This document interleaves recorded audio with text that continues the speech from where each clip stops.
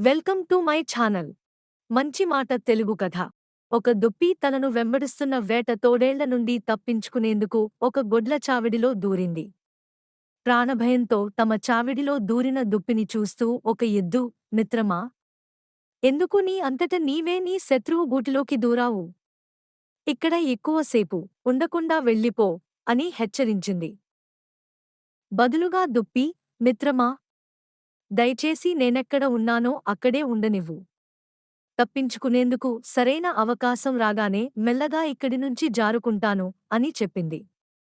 సాయంకాలం కాగానే కొందరు పనివాళ్లు వచ్చి గొడ్ల చావిడిలోని ఎద్దులు, ఆవులకు గడ్డి, దాణా వేసి వెళ్లారు. కాని అక్కడే ఎద్దులు, ఆవులతో పాటే ఉన్న దుప్పి ఉనికిని కనిపెట్టలేకపోయారు. పశువులు తమతో పాటే దుప్పిని కూడా గడ్డి మేయమని కోరాయి.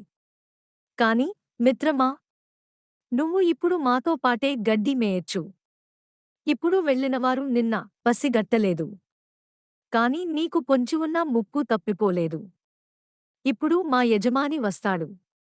అతడు వచ్చి వెళ్ళేవరకు నీకు ఆపద సమయమనే చెప్పాలి అని అన్ని పశువులు ముక్తకంఠంతో దుప్పిని తమ చావిడ్లో నుంచి వెళ్ళిపొమ్మని చెబుతుండగానే యజమాని రానే వచ్చాడు. వచ్చి రావడంతోనే, నా పశువులకు నేను వేసే దాణా ఎందుకు సరిపోవడం లేదు? నేను వాటి ఖాళీ కడుపులను గమనిస్తున్నాను. ఇందులో ఏదో తెరకాసుంది అంటూ చావిడంతా కలియదిరిగాడు. అన్ని పశువుల మధ్యలో రాటుదేలిన దుప్పి, రాటుదేలిన కొమ్ములను కళ్లారా చూసిన యజమాని తన పనివారిని పిలిచి దుప్పిని బంధించమని పురమాయించాడు. పాపం!